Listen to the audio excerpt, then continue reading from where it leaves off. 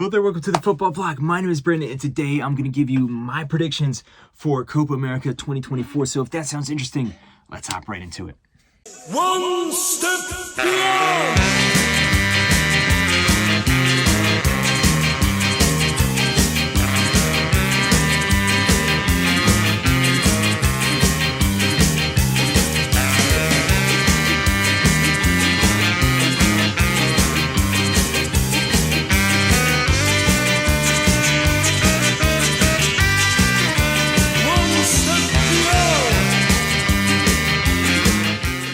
So Copa America 2024 is finally here. The Copa America overall is one of my favorite tournaments. In fact, I would say out of all the international tournaments, it is my personal favorite after the World Cup, of course. Now, of course, I'm a little biased because I'm from the United States. We regularly compete in this tournament. In fact, we're going to be hosting this tournament here in 2024. That's another reason why I am super excited for it, and today I'm going to give you all my predictions. And the way the format of this video is going to work is I'm going to go through and tell you who I think is going to be the champions, who I think is going to be the runners-up, who I think is going to be third place, fourth place, and then who I think is going to be the surprise team. There's always a team that surprises, and that's kind of like, you know, an underdog. And then a flop team. There's always a big team that unfortunately, you know, flops and has a disappointing performance. And then I'm gonna look at individual players who I think is gonna be the best player of the tournament, the top goal scorer, and the best goalkeeper. So without further ado, let's get right into it. Now, for the champion of the Copa America in 2024, I think this one is extremely obvious, and a lot of people are predicting this too, and it's such an obvious prediction that I can't disagree, and I think that it's gonna be Argentina. Argentina is not only the best team in the Americas, they are the absolute best team in the world. Obviously, reigning World Cup champions, reigning Copa America champions, and then they also won the Finalissima against Italy, the reigning European champions, in between those tournaments there. Just top down, if you look at this team in the defense, you know, whether it be a guy like Otamendi or Romero or any of these defenders, or Emi Martinez in the goal to the midfield, whether it be someone like, you know, DePaul or Paredes or Lo Celso, or someone up top like Lautaro Martinez or Julian Alvarez, and of course Lionel Messi. This team is absolutely stacked. And it's not so much about the individual players that they have as well. It's also just this very strong team mentality that's been implemented on this team by Lionel Scaloni.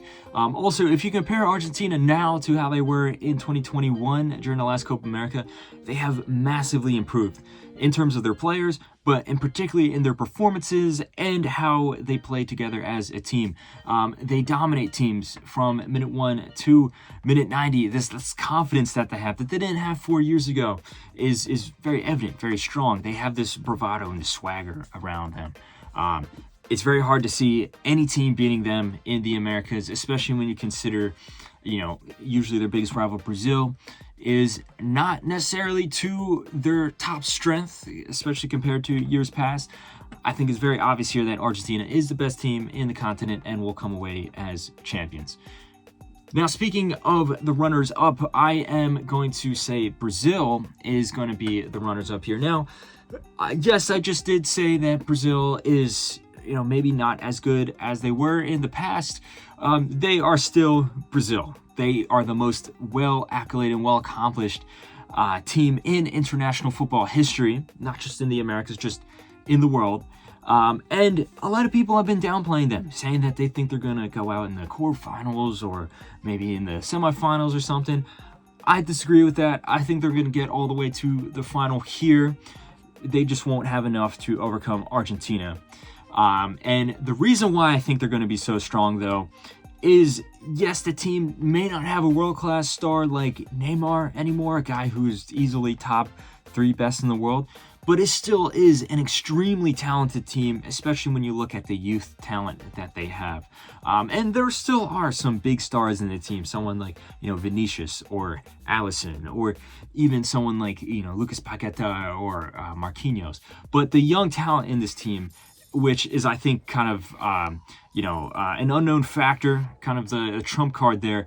There's very low expectations for some of these players. And overall, I mean, in Brazil, there's still the high expectation, because there's always going to be a high expectation in the Brazilian media. But outside of Brazil, I feel like a lot of people are underplaying this team. And Brazil often performs best when they don't have the eyes of the world upon them, expecting them to win the tournament.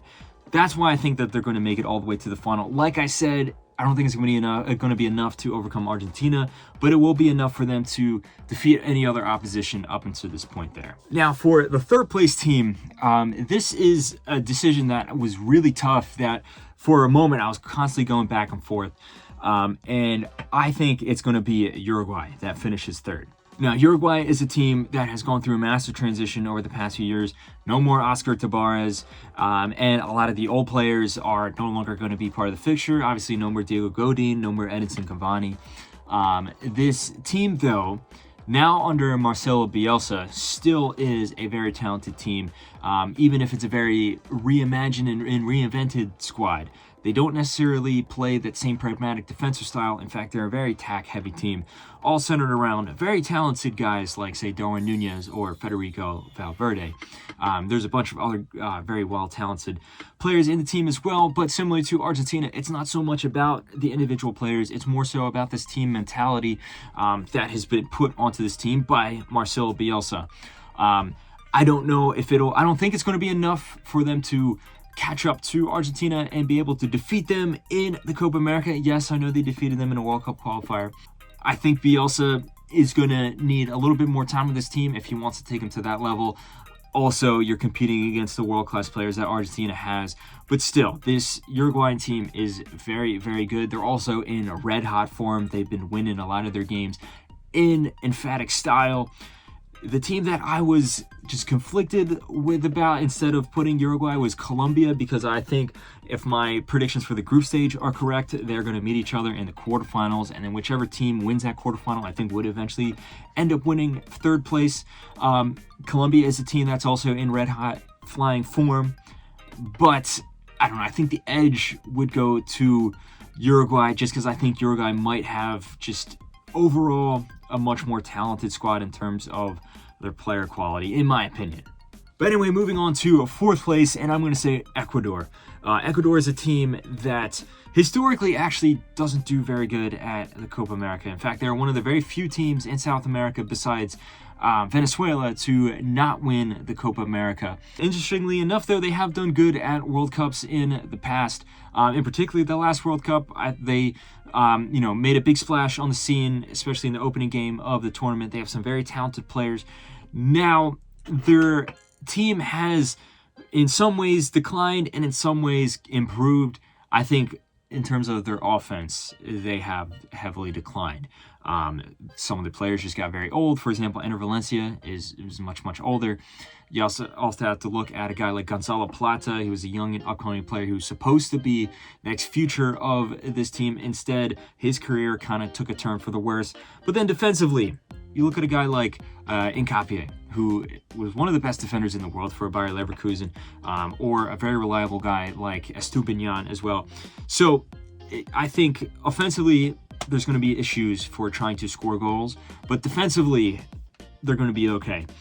And also, if you look at the bracket of this tournament, I think that they will top their group and then have an easy run to the semifinals, leading them here to this point.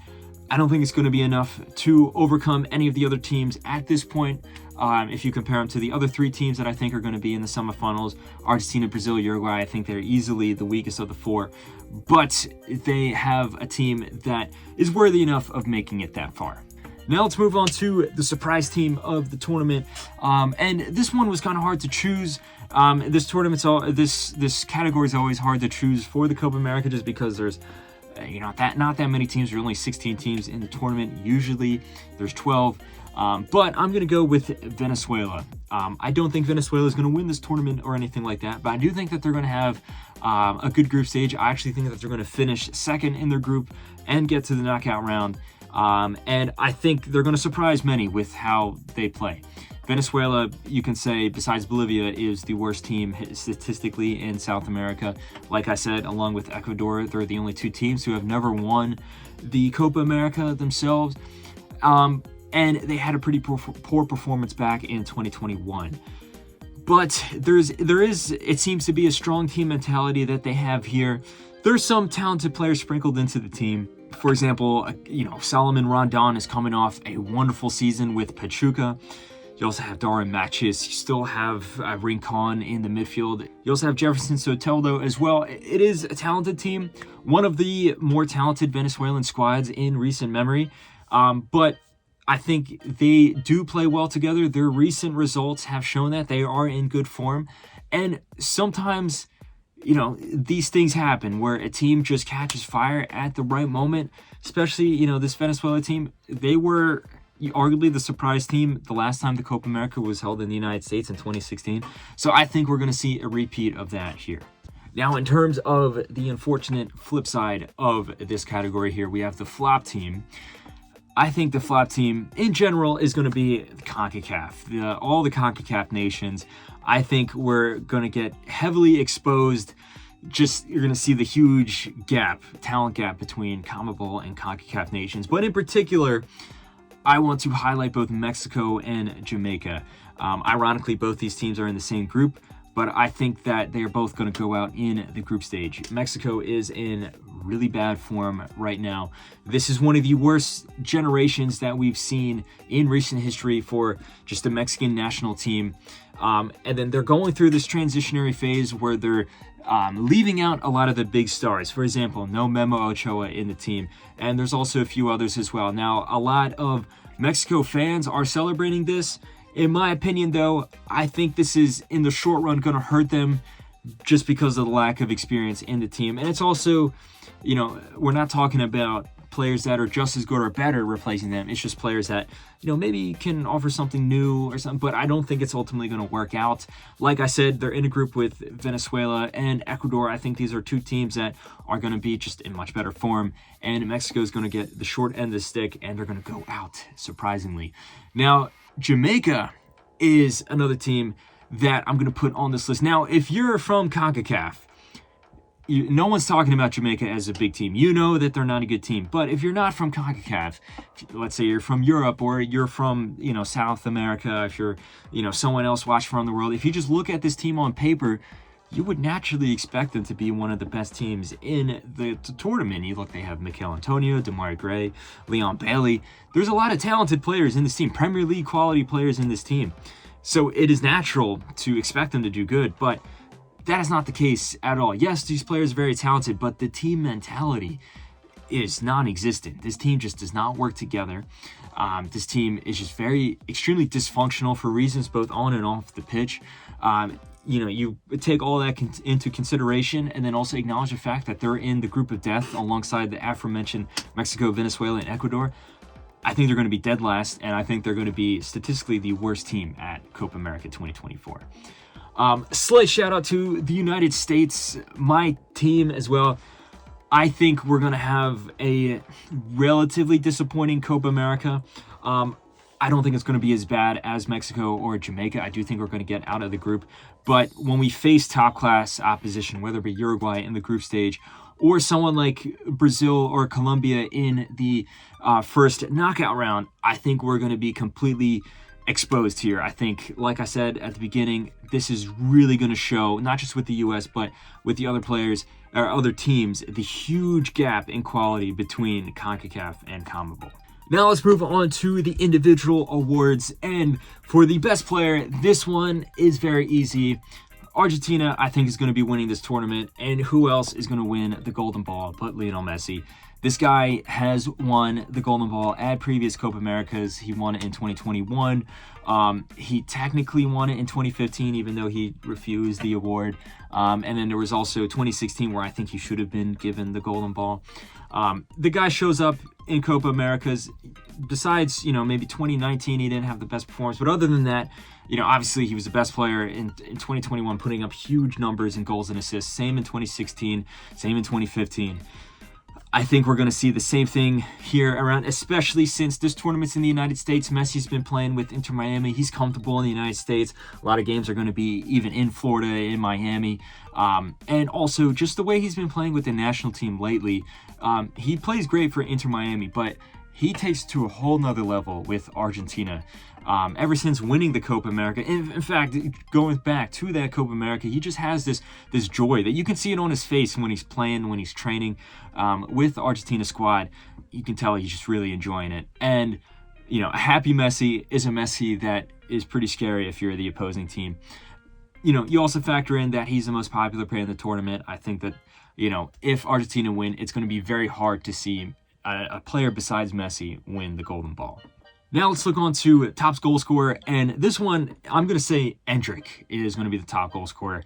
This is a guy that is in absolutely amazing form. He just came off an amazing season with Palmeiras, won the title with them last year, and then started the next season very well. Now he's going to Real Madrid. The guy is, everything's just, you know, working perfectly for him at this point. If you look at the goals that he has scored for Brazil as of recording this video, despite the guy still being a teenager, he has scored a late last-minute winner against England. He has scored a volley from outside the box against Spain, and he scored a last-minute, you know, pinpoint header against Mexico as well. It doesn't get more perfect for this guy. Like I said, I think that amazing form is just going to keep going further and further. I think it's going to bleed into this tournament.